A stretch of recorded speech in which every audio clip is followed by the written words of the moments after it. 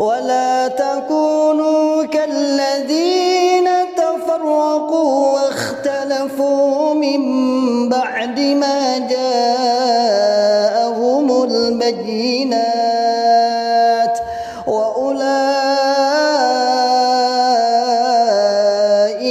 لهم عذاب عظيم. Ketika kolaborasi Kiai Haji Nur Hasan dengan kawan-kawan Mudiomo seperti Edi Masyadi, Tridayat, Cak Kadarusman, seniman Surabaya, Sudiono, ketua PWI Kediri, dan Mudiomo serta Kuncoro dari PNI sedang dibuai semangat, tiba-tiba tahun 1969 terdengar desas-desus bahwa pengajiannya akan diberangus oleh aparatur negara. Apalagi sejak pembubaran YPID tahun 68, praktis kegiatan pengajian Kiai Haji Nur Hasan tanpa diwadahi dalam suatu organisasi. Hal itu bisa dianggap sebagai organisasi liar atau organisasi tanpa bentuk, sehingga kegiatannya pun juga dianggap liar. Dengan demikian, pemerintah atau intelijen memiliki dalih pembenar untuk membubarkan pengajiannya. Sementara itu, Sekber Golkar membutuhkan bantuan umat Islam untuk memenangkan pemilu yang waktu itu direncanakan akan dilaksanakan tahun 1971. Sekber Golkar sadar mereka tidak akan menang di Jawa Timur karena wilayah ini adalah wilayah Soekarnois dan kelompok Islam. Rupanya titik terang justru datang dari Sekber Golkar. Inilah yang disebut Pak Pras sebagai dinamis dan dramatis, dinamis dan dramatis. Ada ancaman, ada pertolongan. Ada ancaman, ada pertolongan. Ada ancaman, ada pertolongan. Maka kita jangan pernah takut dalam membela perjuangan agamanya Allah ini, karena pertolongannya insya Allah dan pasti selalu datang. Ini pengalaman spiritual selama ini jamaah itu ya begitu itu. Rupanya titik terang justru datang dari Sekber Golkar untuk kebutuhan menggandeng umat Islam. Pada tahun 1970 Bupati Nganjuk Suparto BA dan Pangdam 5 Brawijaya Majen TNI Wijoyo Suyono menawarkan kepada Kiai Haji Nur Hasan untuk bergabung ke Sekber Golkar. Untuk urusan bergabung ke Sekber Golkar, keduanya merekomendasi Mudiomo dan Edi Masyadi menemui Mayor Jenderal Amir Murtono. Mudiomo dan Edi Masyadi mendekati Majen Amir Murtono dan pendekatan kekeluargaan, yaitu sebagai sesama warga Kertosono. Kebetulan Amir Murtono berasal dari desa Palem, kecamatan Kertosono, berdekatan dengan kampung halaman Edi Masyadi di desa Pujomarto, kecamatan Purwasri. Pak Amir Murtono itu tetangganya pondoknya Pak Ubed itu, Pondok Ubaidillah, gitu Pak Ubed ya. Nah, jadi tonggo dengan pondok kita, jadi ya tahu sedikit banyak tentang kita. Itu. Sedangkan Pak Edi Masyadi Pujomarto, kecamatan Purwasri, pondoknya Pak Ubed itu Pondok Kertosono itu. Keduanya bahkan berkawan akrab. Rumah keluarga Amir Murtono bertetangga dengan keluarga Kiai Haji Nur Hasan. Bahkan keluarga Amir Murtono mengenal benar kakek hingga ayah Kiai Haji Nur Hasan. Mudiomo dan Edi Masyadi menyatakan kepada sang jenderal bahwa pengajian Kiai Haji Nur Hasan tidak layak dibubarkan sebab sama sekali jauh dari urusan politik. Keduanya juga meyakinkan Amir Murtono bergabungnya Kiai Haji Nur Hasan bisa memperkuat Sekber Golkar untuk meraih suara sebanyak-banyaknya di Pulau Jawa. Tamaran Mudiomo dan Edi Masyadi tidak bertepuk sebelah tangan. Hal ini didorong oleh kenyataan bahwa sejak tahun 1997 Sekber Golkar ditinggal 13 ormas Islam, tercatat di bawah itu. Dalam situasi seperti itu, dengan sendirinya Sekber Golkar akan kehilangan kaki dari para pemilih santri. Oleh sebab itu, kehadiran Kiai Haji Nur Hasan juga memiliki santri yang militan, merupakan kekuatan yang potensial untuk mendulang suara dari sebagian kalangan santri. Majen Amir Murtono menawarkan Kiai Haji Nur Hasan dan para santrinya masuk dalam Sekber Golkar dengan syarat Kiai Haji Nur Hasan dapat menunjukkan loyalitas kepada Sekber Golkar, bukan sebagai oposisi. Permintaan ini direspon oleh Kiai Haji Nur Hasan dengan membantu pemenangan Golkar di Pulau Jawa. Komitmen ini ditunjukkan oleh Kiai Haji Nur Hasan saat menghadap Presiden Soeharto di Jakarta. Jadi saudara-saudara sekalian, kalau Pak Sam pernah diundang Pak Jokowi, pernah diundang Pak SBY, aslinya Pak Haji Nur Hasan juga pernah diundang Pak Harto. Jadi saudara sekalian, legitimasi saat itu naik turun dan itu sudah ada, gitu, ya. Sudah diundang Pak Harto untuk imbalan membantu pemenangan Sekber Golkar. Kiai Haji Nur Hasan meminta pemerintah menjaga dan menjamin kebebasan untuk melaksanakan ibadah. Presiden Soeharto dan Sekber Golkar menyanggupinya. Pemilu pertama daerah Orde Baru dihelat tanggal 3 Juli 71. Masa kampanye dilaksanakan sejak April 71. Rentang waktu yang pendek antara diterimanya Kiai Haji Nur Hasan ke dalam Sekber Golkar dan masa kampanye menuntut Kiai Haji Nur Hasan untuk berpikir cepat mengenai apa yang harus diterampilkan di depan masyarakat untuk menarik perhatian massa. Selanjutnya terbetiklah keinginan untuk memanfaatkan keterampilan bermotor dalam aksi akrobatiknya. Nah, itu di gambarnya ada itu. Oleh karena itu merupakan aksi akrobatik dibutuhkan motor lebih dari satu.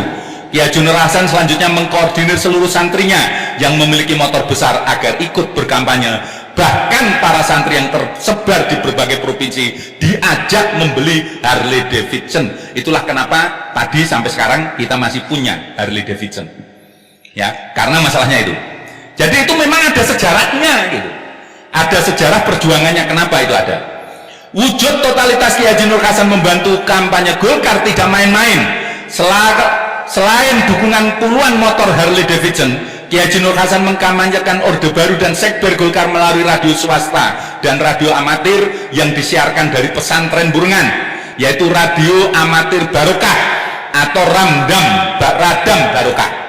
Saya nggak tahu pelaku sejarahnya radio ini masih ada, masih hidup nggak ini? Pak Aceng termasuk, Pak Aceng Jakarta Selatan 2, Kiai Berak. Radio yang biasanya menyiarkan nasihat agama dan pengajian menyelipkan pula pesan-pesan memilih Sekber Golkar. Kiai Haji Nur Hasan juga mengerahkan drum band yang anggotanya terdiri dari para santri. Sementara itu murid-murid yang tersebar di Kalimantan, Sulawesi, Sumatera dimobilisasi untuk mengkampanyekan Golkar. Aksi Kiai Haji Nur Hasan dan para santrinya itu mengundang decak kagum bukan hanya dari masyarakat, tapi juga dari anggota Dewan Pembina Sekber Golkar, antara lain Sultan Hamengkubuwono IX dan Ketua Umum Sekber Golkar, Letnan Jenderal Suprapto Sukawati. Mereka memuji penampilan Jamaah Motor Club DMC. Kalau sekarang Jamaah Motor Club DMC yaitu gedung itu, jadi masih dipapangkan namanya DMC, yang dipimpin oleh Kiai Haji Nur Hasan saat tampil dalam kampanye di Surabaya. Hasil pemilu 71 memang mencengangkan semua pihak. Persiapan Sekber Golkar yang hanya 2 tahun itu berhasil memenangkan pemilu dengan suara 62,7% atau 34.348.673 suara dari total 54.749.509 pemilih secara nasional. Loh, kok datanya ada Pak, kok lengkap? Ada, masih memang di internet juga ada. Enggak, tapi sebetulnya bukan itu, Pak. Ludi ini memang ahli membongkar sejarah. Dia dokumennya Tempo, Kompas, dia bisa masuk untuk minta, karena beliau wartawan, minta data-data itu. Data-data itu ada semua. Jadi di arsip nasional pun Pak Ludi bisa mengambilnya. Di Jawa Timur yang menjadi basis Soekarnois PNI dan kelompok Islam, Sekber Golkar meraih 54,97% suara. Peran Kiai Haji Nur Hasan mengangkat suara Sekber Golkar tidak bisa diabaikan.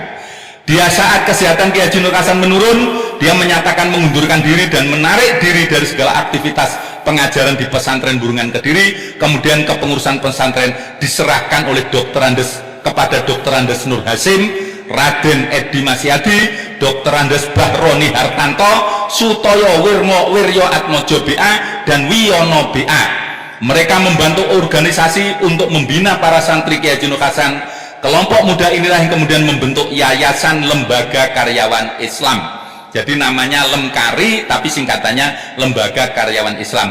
Pada tanggal 1 Januari tahun 72 dengan akta notaris Mudiomo tertanggal 3 Januari 72 nomor 1, yang kemudian diperbarui dengan akta notaris Mudiomo tanggal 27 Juli 72 dengan pembetulan akta tanggal 3 Januari yang berisi pembetulan tanggal pendirian Lemkari menjadi tanggal 1 Juli 72. Jadi Lemkari berdirinya tanggal 1 Juli 1972. Nama Lemkari merupakan usulan Mayor Jenderal Wijaya Suyono yang kebetulan saat itu menjadi Ketua Umum Federasi Olahraga Karate Indonesia (FORKI) yang membawai lembaga Karate Do Indonesia, Lemkari.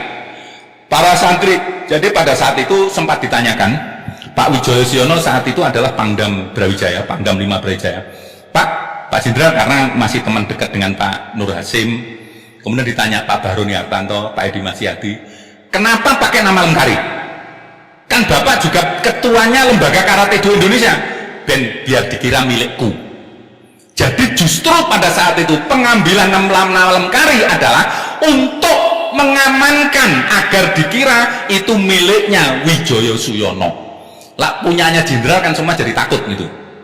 Nah, jadi nama Lemkari sendiri juga adalah atas keinginan supaya dianggap miliknya Wijaya Suyono, supaya aman.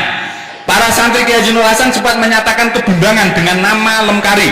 Mayor Jenderal Wijaya Suyono mengatakan agar tahu juga bahwa Lemkari itu saya yang mendirikan, atau lembaga Karate Do Indonesia juga disingkat Lemkari. Jadi biar dikira bahwa itu miliknya Wijaya Suyono. Di dalam motonya Lemkari menunjukkan sikap mereka dalam berdakwah yang lebih toleran dan menghargai keyakinan orang lain. Lemkari membahas semangat baru, dakwah tanpa kekerasan atau tanpa menghujat pihak lain yang sering dituduhkan kepada Kiai Haji Nur Hasan dan para santrinya. Sikap ini juga sekaligus untuk menegaskan bahwa organisasi baru ini adalah organisasi Islam yang nasionalis yang berasaskan Pancasila sampai dengan sekarang. Lemkari menjadi organisasi dakwah. Penataan diri untuk menyamakan persepsi sebagaimana Lemkari di masa mendatang menjadi dasar mengumpulkan para alumni pesantren Banjaran Burungan Kediri. Perhelatan yang bertemu temu kangen alumni Pondok Pesantren Banjaran Burungan itu diadakan tanggal 9 sampai 10 Februari 75 di Pondok Pesantren Banjaran Burungan yang dihadiri Mayor Jenderal TNI Mahamir Murtono SH, Ketua Umum Golkar. Pertemuan ini dihadiri 9 perwakilan provinsi dari seluruh Indonesia. Pada akhirnya acara ini menjadi semacam rekonsiliasi berbagai perbedaan pendapat. Secara aklamasi, para alumni pesantren Banjaran Burungan Kediri menyatakan diri bergabung dengan Lemkari. Peristiwa tersebut menjadi mubes musyawarah besar pertama bagi Lemkari. Para peserta menyepakati memilih R. Edi Masyadi sebagai Ketua Umum Direktorium Pusat Lemkari dan M. Nur Ali terpilih sebagai Sekretaris Umum. Oleh karena para peserta mubes, para peserta mubes berdatangan dari berbagai provinsi, keputusannya merupakan kebijakan organisasi seutuhnya. Akhirnya disepakati pula Lemkari dalam menjalankan fungsi dakwah dan pendidikan bukan lagi bersifat kedaerahan tapi bersifat nasional. Dengan perwakilan provinsi dan senat kabupaten kota seluruh Indonesia,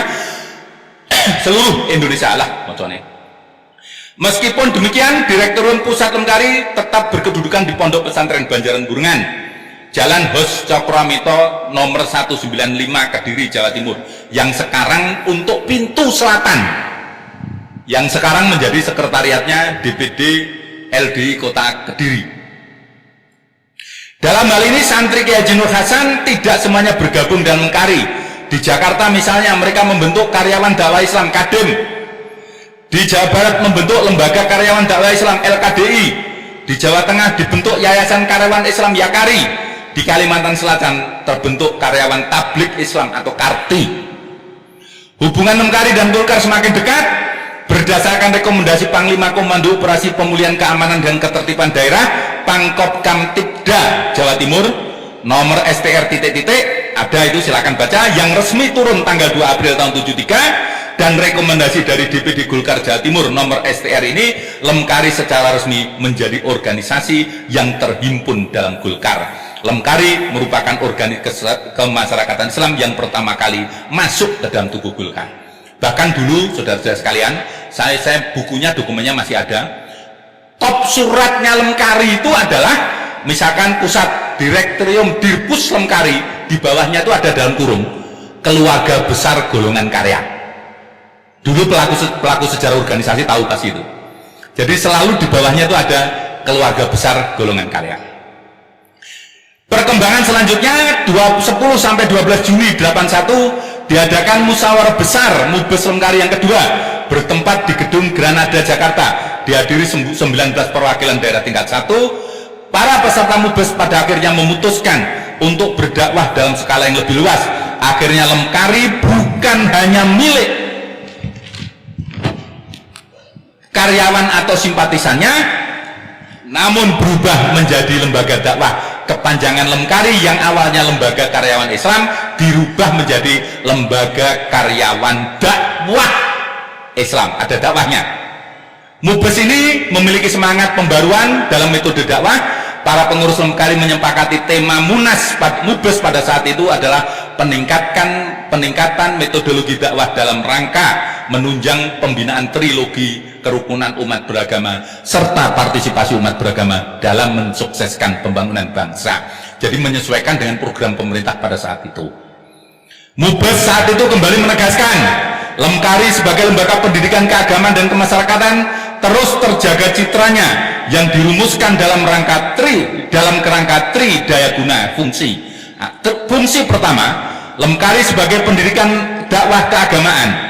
Fungsi kedua sebagai pendidikan kemasyarakatan, menuntut agar senantiasa memberikan pendidikan nilai dan akhlak kemanusiaan yang luhur, meningkatkan kecerdasan dan kreativitas masyarakat tanpa memandang golongan dan lapisan masyarakat, memberikan ilmu-ilmu yang dapat langsung diamalkan melalui metode yang praktis sehingga masing-masing warga Lemkari dalam masyarakat tetap utuh dan terpelihara kepribadiannya selaku insan Pancasila.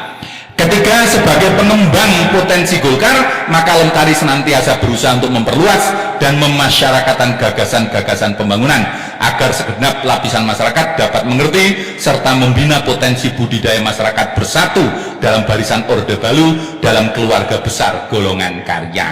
Jadi memang saudara sekalian tidak bisa dilepaskan sejarah itu. Bahkan kalau ada generasi sekarang, memang sekarang bebas, beda. Ada orang yang ngomong, opo hasilnya ikut Golkar. Kalau menurut saya, Golkar nggak melu musuhi itu sudah membantu.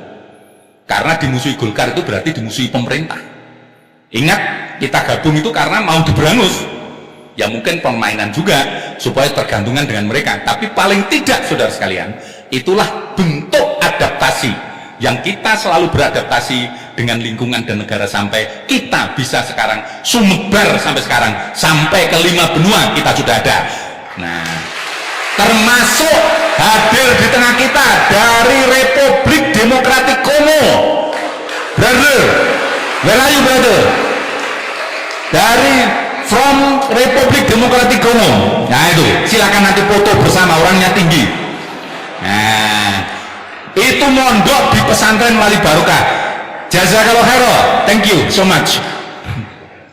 Nah, saudara-saudara sekalian, oleh karena itu saudara sekalian, ini betul-betul rahmatan lil alamin, kita sudah kemana-mana. 5 benua kita sudah ada.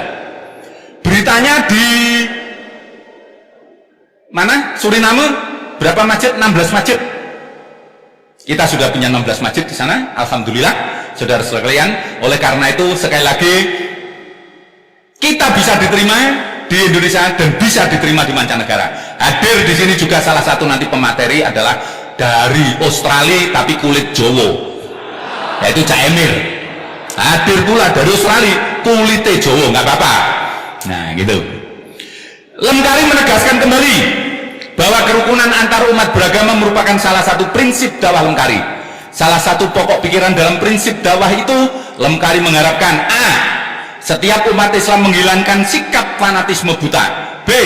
Menghilangkan sikap tidak peduli atas hak dan perasaan orang lain. C.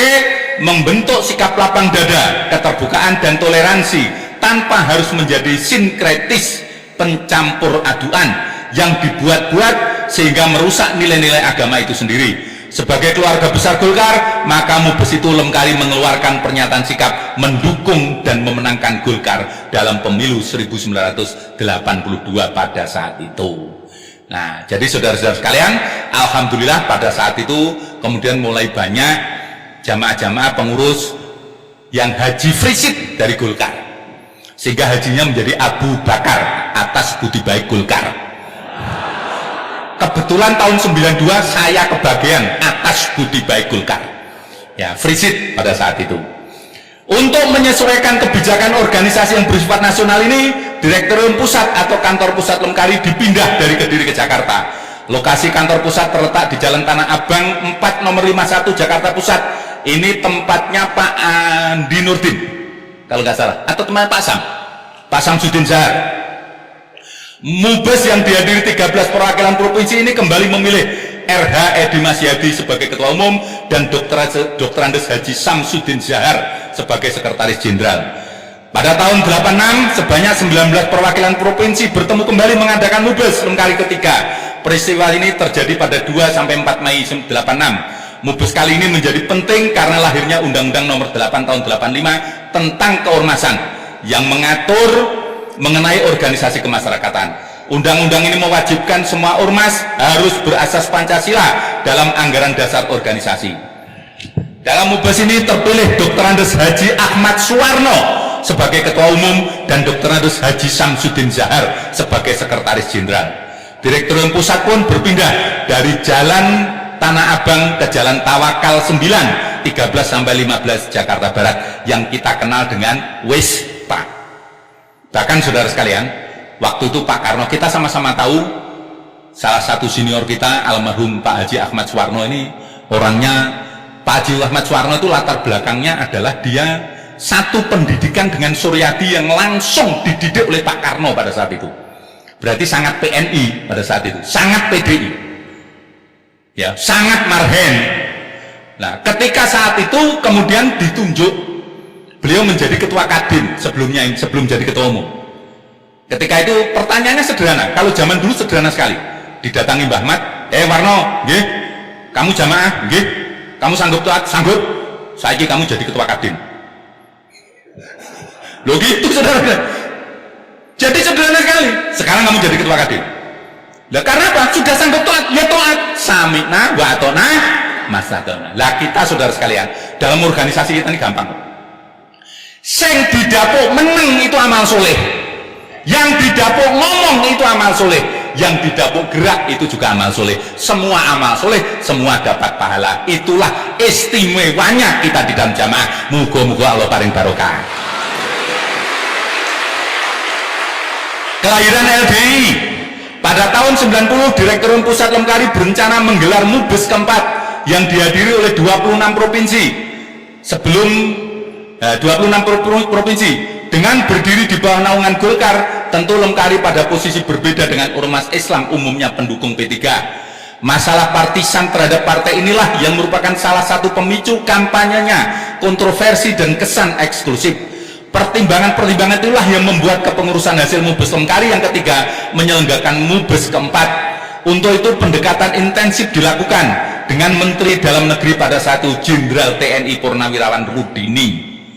Diskusi dan konsultasi dengan Rudini membuahkan ide segar untuk menyempurnakan keberadaan Lemkari. Bahkan Rudini menganjurkan Lemkari mengubah nama karena Lemkari mirip dengan Lembaga Karate Do Indonesia.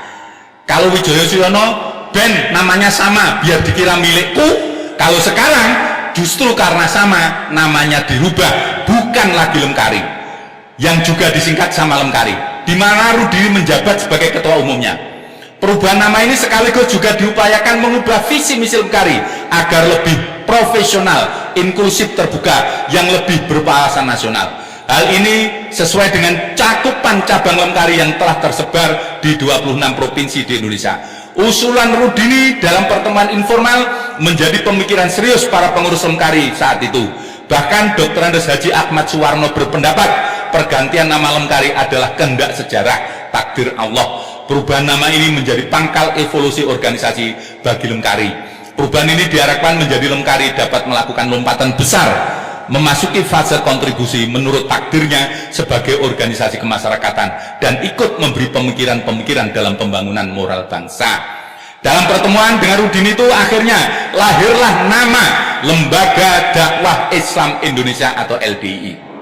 Nama itu segera mencuat dalam Mubes Lemkari keempat yang digelar pada 19-20 November tahun 90 di Asrama Haji Pondok Gede Jakarta. Mubes kali ini dihadiri Menteri Dalam Negeri Rudini, Ketua Umum DPP Golkar Wahono. Dalam Mubes ini secara terbuka, Suwarno menyebut perkembangan yang sebelumnya memiliki 19 perwakilan menjadi 26 perwakilan di seluruh Indonesia.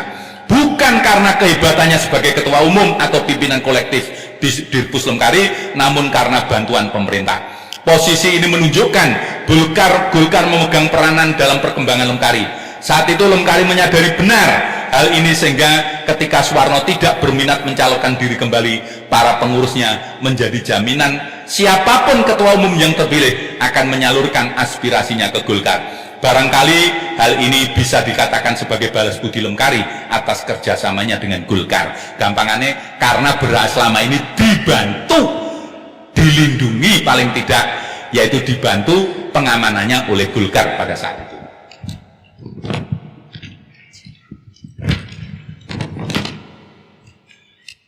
Menyambut baik prakasa penggantian nama Lemkari menjadi LDI dengan harapan pergantian nama tersebut semakin sesuai dengan ruang lingkup kegiatan yang diminati serta sifat kekhususan yang melekat pada organisasi, sekaligus juga menunjukkan keindonesiaannya. Jadi saudara sekalian, kalau boleh saya katakan, saya simpulkan, dulu kita membentuk Lemkari pertama kali oleh Pak Wahwi Joyosuyono, alasannya keamanan. Biar dikira milik saya, biar aman. Maka perubahan Lemkari menjadi LDI juga dengan alasan yang sama. Sebetulnya Pak Rudini adalah dalam rangka mengamankan Lemkari. Saudara sekalian, pada saat itu Jawa Timur dibekukan kepengurusannya, bukan organisasinya. Sumatera Sulawesi Selatan dibekukan kepengurusannya. Maka dengan berubah menjadi LDI, maka kita tidak perlu lagi mengangkat tentang cacat adanya kepengurusan yang dibekukan. Maksudnya Pak Rudini itu. Jadi perubahan nama itu karena menyelamatkan kita atas campur tangan pemerintah, membantu kita, juga waktu dibentuk Lemkari juga atas dasar untuk mengamankan kita. Itu sebetulnya dasar pemikirannya, perubahan itu adalah itu. Dan betul tahun 92 waktu peresmian Wali Barokah, ya, Gubernur Sularso yang membekukan kepengurusan Lemkari pada saat itu, nah kemudian beliau hadir di pengurusan LDI, artinya itu adalah legitimasi simbolik, sing bekokne itu lo teko, berarti secara simbolik beliau sudah bisa menerima LDI, yaitu namanya legitimasi simbolik yang dibangun. Rudini menyambut baik prakasa pergantian nama dari Lemkari. Sampun nih, dalam sambutannya dia mengatakan, saya menilai bahwa prakarsa itu sangat tepat agar dapat menghilangkan kerancuan dalam hal nama, berhubung nama Lemkari ini juga telah dipakai terlebih dahulu oleh organisasi kemasyarakatan lainnya yang mempunyai kegiatan di bidang olahraga karate. Karena organisasi ini mempunyai komitmen dengan kegiatan dakwah Islam, maka gagasan untuk menyempurnakan nama Lembaga Karyawan Dakwah Islam menjadi Lembaga Dakwah Islam Indonesia akan semakin memperjelas identitas organisasi. Melalui Mubes Lemkari keempat inilah keputusan perubahan nama dari Lemkari menjadi LD dilakukan. Hal ini membawa konsekuensi logis, yaitu perubahan susunan pengurus, ADRT, dan program umum organisasi. Karena itu para pengurus Dirpus Lemkari meminta para perwakilan yang telah membawa pemikiran yang sifatnya kedaerahan harus meninjau ulang pemikirannya, agar pemikiran mereka menjadi program umum organisasi yang berwawasan nasional. Dalam salah satu sidang untuk memilih ketua umum yang dipimpin Pak Prasetyo Sunaryo yang sekarang di depan saudara, dan Kemal Taruk, salah satu utusan Jawa Timur bernama Supriyasto SH, amal soleh berdiri. Nah ini MC ini. Nah, Mas Pri itu hanya menjalankan fungsi sebetulnya, ya. Maka Supriyasto dari Jawa Timur, saat itu perwakilan Gresik, mengusulkan agar tata tertib Mubes yang mengatur pemilihan umum secara sistem pomatur diubah menjadi pemilihan langsung ketua umum. Usul ini diterima secara bulat aklamasi oleh peserta. Selanjutnya terpilihlah Haji Hartono Slamet sebagai ketua umum dan Haji Samsudin Zahar sebagai sekretaris jenderal DPP LDI. Saudara sekalian, ceritanya lengkapnya begini. Saat itu ada intervensi adanya orang yang ingin masuk menjadi ketua umum DPP LDI, yaitu Ismail Hasan. Dia ingin menempatkan Haji Kafrawi, saat itu adalah sekretaris jenderal MUI, untuk menjadi ketua umum Lemkari pada saat itu. Dan Kafrawi itu adalah orang Kediri, orang Gura, temannya Pak Dohir. Kalau manggil Pak Dohir ya Gus Dohir, manggil Pak Ajis ya Gus Ajis. Beliau orang Kediri yang tahu persis kita. Dia mau intervensi. Untuk kepentingan itu, maka dia menekan Pak Warno. Dengan sistem formatur itu memilih formaturnya kemudian memilih ketua umum, sehingga dengan demikian orang yang sedikit diharapkan lebih bisa dikendalikan untuk memasukkan orang lain. Formatur pada saat itu beranggotakan 5 orang sehingga bisa dikendalikan oleh Ismail Hasan. Salah satu formatur biasanya adalah mantan ketua umum, yaitu Pak Warno. Maka pada saat itu Pak Warno jatuh sakit, masuk ke rumah sakit. Pak Warno tidak bisa dihubungi oleh Ismail Hasan. Lah kemudian dalam pembahasan tata tertib, Pak Pri ditugaskan, Pak Pri ngusulkan supaya tidak sistem formatur, kalau sistem formatur akan bisa dimasuki orang luar. Maka supaya tidak sistem formatur, Pak Pri mengusulkan untuk pemilihan langsung oleh peserta. Begitu Pak Pri usul, langsung setuju gitu. Lah begitu setuju, Ismail Hasan yang masuk interupsi. Karena apa? Keinginan dia jadi terhambat untuk memasuki kepengurusan LDI. Kenapa kita juga melakukan itu? Karena garisnya keimaman pada saat itu, kalau mubes ini sampai kemasukan orang luar, maka ini mubes iblis, semua tobat. Loh, itu apa sih ya? Ini mubes iblis, tobat semua. Itulah yang saya katakan dinamis dan dramatis. Maka dari Pak Priasto usulkan di pemilihan langsung, Ismail Hasan masuk oleh Pak Pras, oleh Mas Kemal, tinggal diginikan, saudara sekalian, mohon diperkenalkan, siapa? Saya Ismail Hasan dari Golkar. Ini dari Golkar, bukan Mengkari, bukan anggota peserta. Apakah diizinkan masuk? Tidak. Apakah setuju dikeluarkan? Setuju. Ya udah dikeluarkan. Karena apa? Baik Pak Pras maupun Pak Kemal Taruk. Pak Kemal Taruk adalah juga mantan Ketua Dewan Mahasiswa ITB pada zaman Malari yang kedua. Jadi beliau-beliau ini memang tokoh-tokoh. Karena beliau tokoh pergerakan, ngusir ngono itu gampang. Dengan caranya beliau mudah. Jadi Pak Pri yang mengusulkan mengirim bola, dan bolanya ditangkap oleh Pak Kemal, ditangkap oleh peserta. Itu yang menjadikan alhamdulillah Allah paring keamanan, selamat, lancar, barokah jamaah sampai sekarang ini. Itulah saudara sekalian. Dengan demikian perubahan nama resmi dari Lengkari menjadi LDI terjadi pada 20 November 90. Perubahan nama ini berimplikasi pada perubahan struktur organisasi. Bila Lengkari susunan organisasinya identik dunia pendidikan, LDI mengubah struktur organisasinya sesuai Undang-Undang Nomor 8 Tahun 85 tentang organisasi kemasyarakatan. Di tingkat provinsi disebut DPD tingkat 1 provinsi, dipilih oleh musyawarah daerah tingkat 1 dan disahkan oleh Dewan Pimpinan Pusat. Demikian pula kabupaten kota disebut sebagai Dewan Pimpinan Daerah tingkat 2, disahkan oleh DPD tingkat 1. Dengan adanya semangat perubahan ini, beberapa pejabat mulai menaruh simpati. Bahkan pada tanggal 8 Januari 92, Mayor Jenderal TNI Sularso, Gubernur Jawa Timur, berkenan hadir dalam memberi sambutan di Pondok Pesantren LDI di Kediri, mendampingi kunjungan kerja Rudini Menteri Dalam Negeri, sekaligus meresmikan Gedung Wali Barokah yang kita tahu itu. Ini yang saya katakan legitimasi simbolik, baru membuat pembekuan pengurus hadir. Nah, 3 tahun kemudian 27 Juni 1995, DPD tingkat 1 LD Jawa Timur semakin mendapat legitimasi dengan kunjungan Panglima Kodam 5 Brawijaya yang diwakili Kasdam Brigadir TNI Slamet ST. Jadi CAI kita ini pernah dibuka oleh Kasdam 5 Brawijaya, yaitu Wajen Brigadir Jenderal TNI Slamet ST. Pada acara perkemahan Cinta Alam Indonesia CAI yang digelar LD di bumi perkemahan Kosambiwojo Kombo Karno, Wonosalam Jombang Jawa Timur, double-double. Kontribusi LD dalam era reformasi, wah ini sudah hampir selesai. Munas 5 LD baru terlaksana 24 Oktober 98, kurang lebih 8 tahun setelah Munas LD keempat pada tanggal 19-20 November.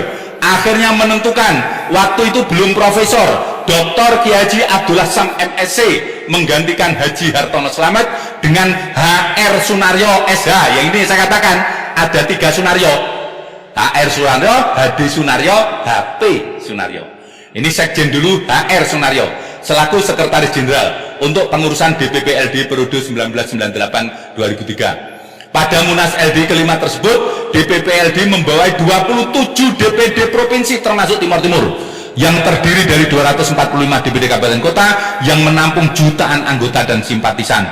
Di bawah kepemimpinan Abdullah Sam, DPP LDI mencanangkan catur sukses atau 4 program pokok LDI.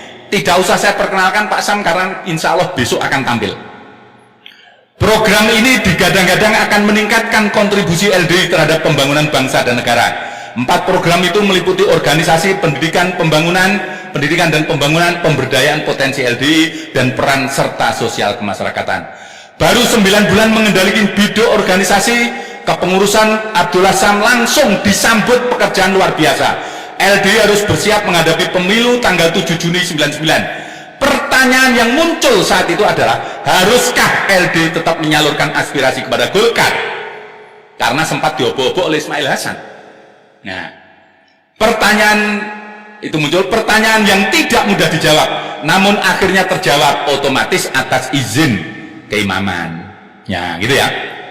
Pada kunjungan Ketua Umum Golkar di Pondok Pesantren Wali Barokah Kediri, yaitu Insinyur Ahbad Tanjung, merespon pidato sambutan Ketua Umum Golkar Insinyur Ahbad Tanjung pada kunjungan tersebut tentang reformasi dalam tubuh Golkar. LDI memutuskan untuk tetap mendampingi Golkar pada pemilu 1999. Saudara sekalian, pada saat itu dengan dramatis, sekitar jam 11 malam, jam 12, sudah malam pada saat itu. Itu yang menjadikan Pak Akbar Tanjung kerasan. Pada saat itu, setelah reformasi, Golkar itu ditinggal banyak orang. Tokoh-tokohnya keluar, ada yang membentuk partai MKGR, ada yang membentuk partai-partai lain, termasuk PNBK, termasuk yang macam-macam. Banyak tokoh yang meninggalkan. Sehingga Akbar Tanjung itu keluh kesah tentang kondisi itu. Pada saat itu Pak Sam atas seizin Banhat kemudian menyatakan bahwa walaupun banyak tokoh nasional sekarang meninggalkan Golkar, LDI tetap komitmen untuk mendukung Golkar pada pemilu 1999. Itu yang dilakukan Pak Sam. Dan sampai sekarang Pak Akbar Tanjung kalau ketemu saya, karena saya kebetulan juga pengurus Golkar, kalau ketemu saya, Chris, wah, masih teringat bagaimana kejadian di Pondok Kediri pada saat itu. Karena memang pada saat itu sangat dramatis. Itu yang disebut dinamis dan dramatis pada saat itu. Mana tadi? LDI memiliki keyakinan Golkar masih terus memegang komitmen persatuan dan kesatuan bangsa yang sejalan dengan visi misi LDI. Keputusan ini bukanlah tidak berisiko. Imbas Golkar yang tengah dihujat merambat kepada LDI yang dianggap ormas pro status quo. LDI dicatat dalam sejarah Golkar sebagai salah satu ormas yang tidak lari meninggalkan Golkar ketika partai itu terpuruk. Di era kepemimpinan Abdullah Sam, spektrum kegiatan LDI tidak hanya terbatas bidang dakwah saja, tapi juga pembinaan moral bangsa secara keseluruhan, termasuk moral dalam berpolitik dan berekonomi. Selain itu, LDI juga menempatkan diri sebagai kekuatan yang aktif dalam kegiatan sosial kemasyarakatan. Hal itu dilakukan pada saat terjadi bencana tsunami di Aceh 26 Desember 2004. Selang 2 hari, Haji Ahmad Kuncoro SEMBA, salah satu ketua DPP LDI, berangkat ke Aceh untuk mengkoordinir bantuan LDI tahap pertama. Keesoknya warga LDI membuka posko peduli Aceh di seluruh Indonesia. Pada awal Januari, Abdullah Sam dan seluruh pengurus DPP datang ke Aceh membawa bantuan bersama para medis, mubalikot serta relawan LDI lainnya. Kebetulan itu juga diberikan oleh seluruh DPD LDI seluruh Indonesia untuk memberi bantuan kepada masyarakat Aceh. Pada 11 Mei 2005, DPLI menyelenggarakan Munas ke-6 di Hotel Millennium Jakarta.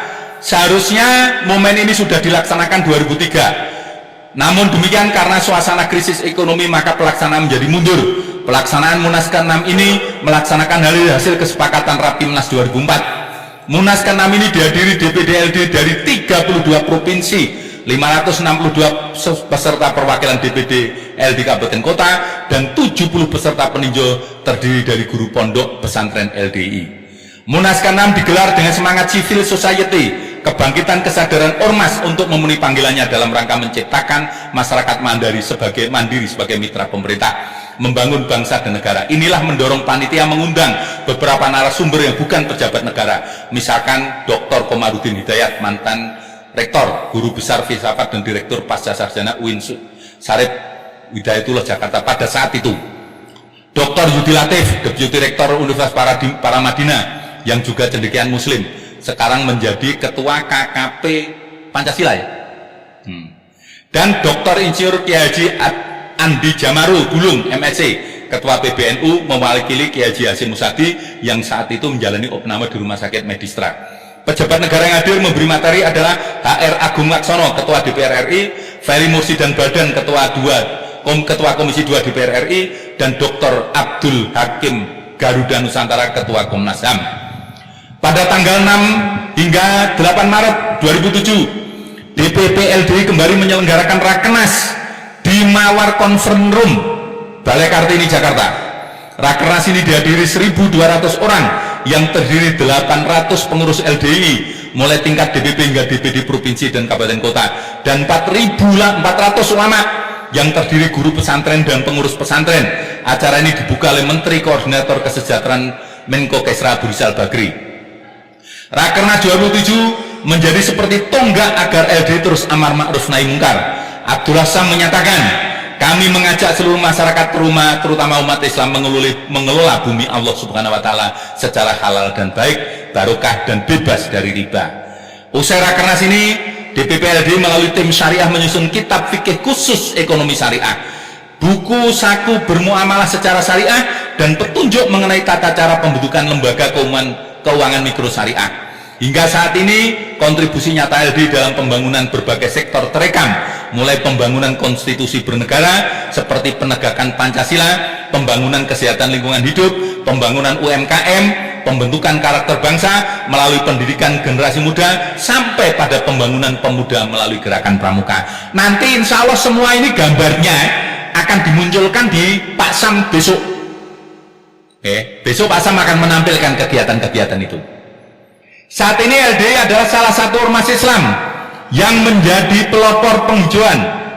Sambil ngontrol jam, masih ada 8 menit. Selain itu, LDI sebagai salah satu ormas Islam menjadi pelopor penghijauan. Sejak 2007, DPD LDI Jawa Timur mulai melakukan gerakan penghijauan melalui program Go Green. Pada tahun 2010, LDI memperluas, menggelar gerakan secara nasional, dan telah menanam 3,5 juta pohon sampai dengan saat ini.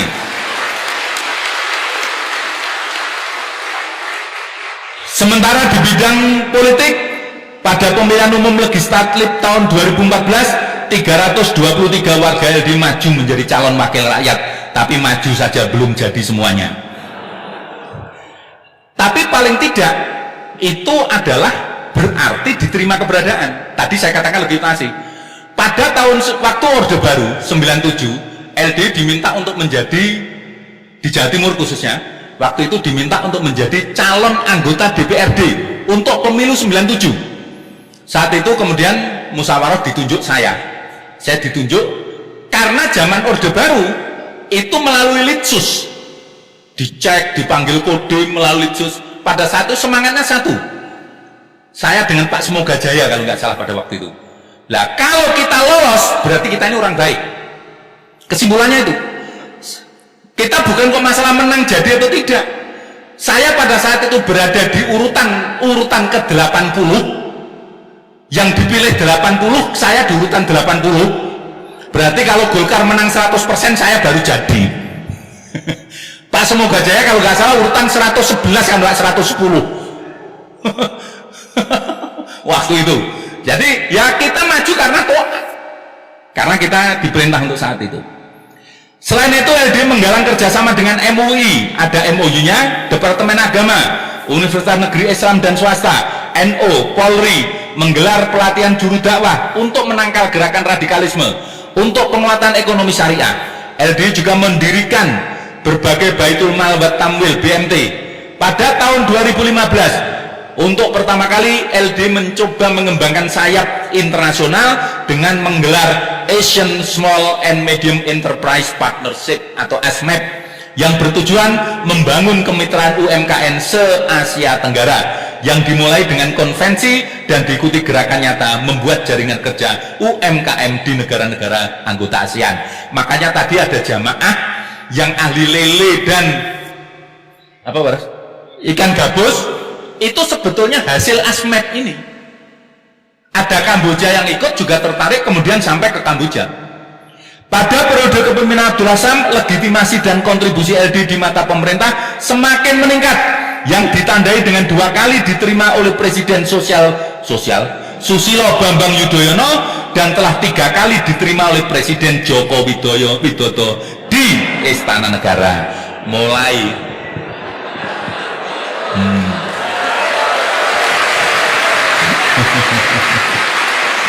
Alhamdulillah, saya lihat kalau sudah hampir selesai ini tepuk tangannya buanter ini ya. Jadi 2 kali Pak SBY, 3 kali Pak Jokowi menerima Pak Sam dan kawan-kawan itu di Istana Negara. Pada Munas 8 LD dibuka oleh Menteri Agama, dihadiri pula oleh Presiden RI Profesor Dr. Kiai Haji Abdullah Sham MSc, terpilih kembali menjadi Ketua Umum DPP periode 2016-2021. Jadi saudara sekalian, ini yang saya katakan legitimasi tadi. Kita punya hajat, presiden diundang datang, presiden punya hajat, presiden juga mengundang kita dan kita datang. Itu sampai daerah, itulah titik tolak ukur bahwa jenengan telah berhasil dalam membangun legitimasi etiknya, legitimasi sosialnya. Pak Pras menambahkan, dipersilakan. Ya, jadi dalam Munas kemarin itu bulan November 2016, ini adalah yang cukup monumental. Tadi pagi sudah dijelaskan secara panjang lebar mengenai 5 unsur ya. 5 unsur itu ada imam, ada pengurus, ada mubalek, ada orang tua dan pakar pendidik. Nah, inilah 5 unsur ini kita kemas menjadi pernyataan Munas kita pada itu menjadi gerakan menghormati guru. Nah, itu. Jadi dari ini dapat sambungatan yang luar biasa, malah dikomentari oleh Pak Presiden dan juga Pak Presiden perintahkan pada Menteri Pendidikan untuk gerakan menghormati guru itu. Nah, jadi yang dimaksud kalau kita sampai ditanya bagaimana di gerakan menghormati guru itu, ya ini unsur ini. Guru itu tidak hanya di kelas, tidak hanya guru kelas, tapi termasuk para mubalek ini. Jadi gerakan menghormati guru itu adalah gerakan menghormati orang-orang yang punya ilmu dan kemudian ilmu itu dipindah pada yang menerima ilmu itu.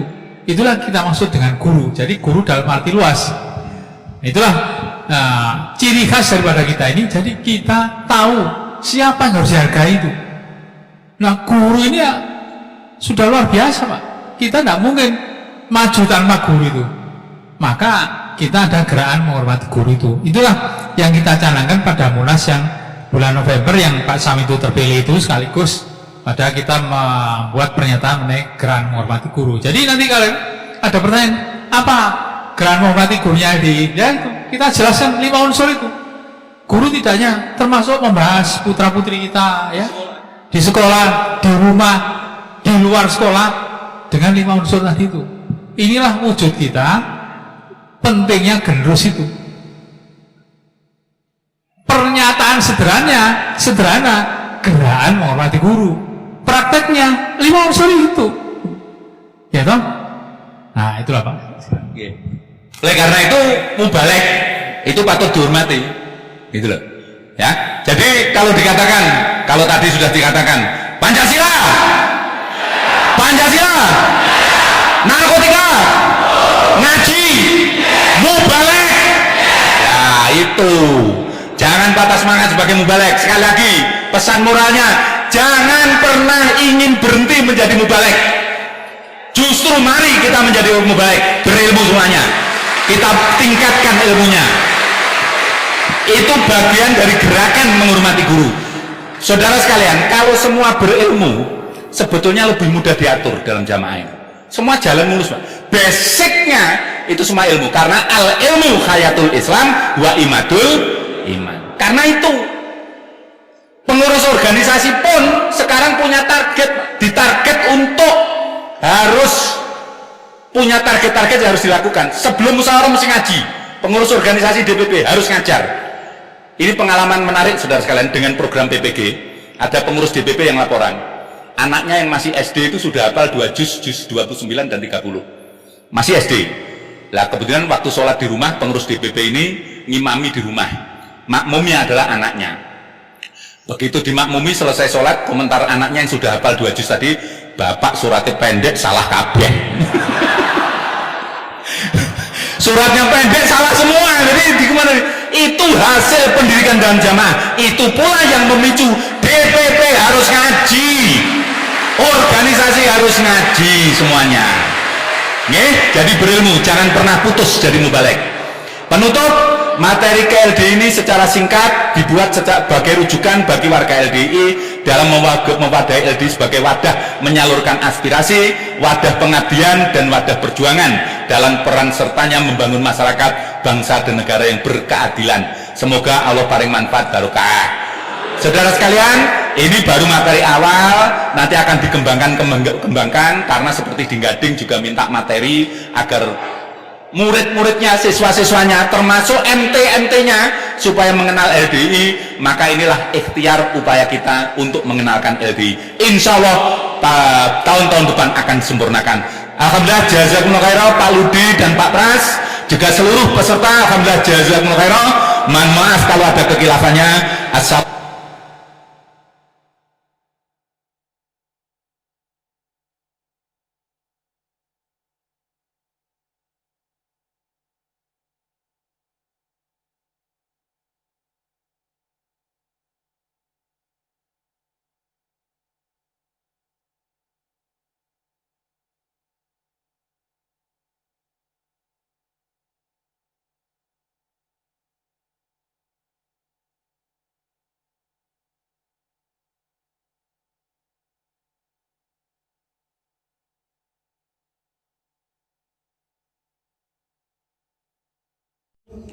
ولا تكونوا كالذين تفرقوا واختلفوا من بعد ما جاءهم البينات